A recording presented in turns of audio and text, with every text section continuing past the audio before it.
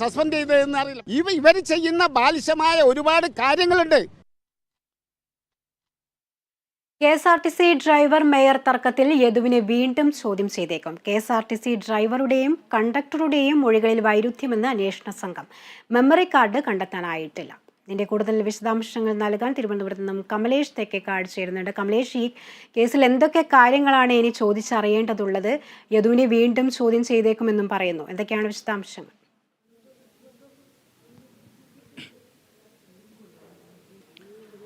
ശ്രുതി, തീർച്ചയായും ഈ കേസുമായി ബന്ധപ്പെട്ട് ഏറ്റവും പ്രധാനപ്പെട്ട ഒരു കാര്യമെന്ന് പറയുന്നത് ഈ കേസിലെ KSRTC ബസ്സിലെ ദൃശ്യങ്ങളടങ്ങിയ മെമ്മറി കാർഡ് കണ്ടെത്തുക എന്നുള്ളതാണ്. അത് ഇനിയും കണ്ടെത്താൻ പോലീസിന് കഴിഞ്ഞിട്ടില്ല.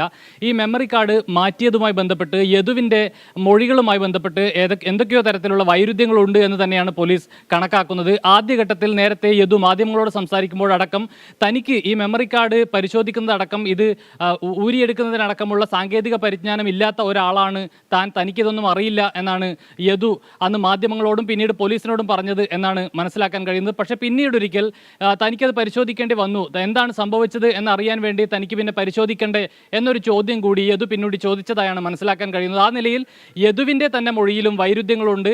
അതിനുശേഷം ഈ KSRTC ബസ്സിലെ കണ്ടക്ടർ സുബിൻ, അതുപോലെ തന്നെ തമ്പാനൂർ ഡിപ്പോ സ്റ്റേഷൻ മാനേജർ അടക്കമുള്ള ആളുകളെ പിന്നീട് ചോദ്യം ചെയ്യുന്ന ഒരു സാഹചര്യമുണ്ടായി. ഇവർ കൊടുത്ത മൊഴിയിലും യദു പറഞ്ഞ മൊഴിയിലും തമ്മിൽ വൈരുദ്ധ്യങ്ങളുണ്ട് എന്ന് തന്നെയാണ് പോലീസ് ഈ ഘട്ടത്തിൽ മനസ്സിലാക്കുന്നത്. ഇതിൻ്റെ ഭാഗമായിട്ടാണ് യദുവിനെ വീണ്ടും ചോദ്യം ചെയ്യാനുള്ള ഒരു തയ്യാറെടുപ്പിലേക്ക്, അല്ലെങ്കിൽ അങ്ങനെ ഒരു നീക്കത്തിലേക്ക് പോലീസ് പോകുന്നത് എന്നതാണ് നിലവിലെ സാഹചര്യം. ഏതായാലും ഈ കേസുമായി ബന്ധപ്പെട്ട, അതായത് മേയറും ഡ്രൈവറും തമ്മിലുള്ള ഈ തർക്കവുമായി ബന്ധപ്പെട്ട എല്ലാ വിഷയങ്ങളും, അതായത് ആ ബസ്സിനകത്ത് എന്ത് സംഭവിച്ചു എന്നതടക്കമുള്ള കാര്യങ്ങൾ, അതുപോലെ തന്നെ ഈ സച്ചിൻ ദേവ് MLA ബസ്സിനകത്ത് കയറിപ്പോയി എന്നും ഈ യാത്രക്കാരോട് മോശമായി പെരുമാറി എന്നതടക്കമുള്ള ആരോപണങ്ങൾ നിലവിലുണ്ട്. അതുപോലെ തന്നെ യദു, ഈ ഡ്രൈവറായിട്ടുള്ള യദു മേയറോട് മോശം നിലയിൽ സംസാരിക്കുകയും ആംഗ്യം കാണിക്കുകയും ചെയ്തു എന്ന തരത്തിലുള്ള ആരോപണങ്ങളുമുണ്ട്. ഇവയെല്ലാം തെളിയണമെങ്കിൽ ഈ ബസ്സിനകത്തുള്ള CCTV ദൃശ്യങ്ങൾ ലഭ്യമാകേണ്ടതുണ്ട്. ഈ CCTV ദൃശ്യങ്ങൾ അടങ്ങിയ മെമ്മറി കാർഡാണ് നിലവിൽ കാണാതെ പോയിട്ടുള്ളത്. ഇത് കണ്ടെത്തുക എന്നുള്ളത് തന്നെയാണ് പോലീസിന് മുന്നിലുള്ള ഏറ്റവും പ്രധാനപ്പെട്ട വഴി.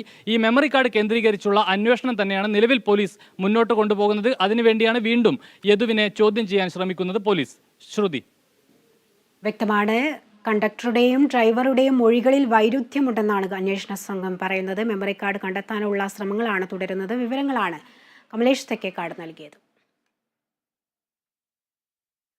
കണ്ണൂർ തളിപ്പറമ്പിൽ വാഹനാപകടത്തിൽ 2 മരണം. ചെറുകുന്ന സ്വദേശികളായ ജോയൽ ജോസ്, ജോമോൻ ഡൊമിനിക് എന്നിവരാണ് മരിച്ചത്.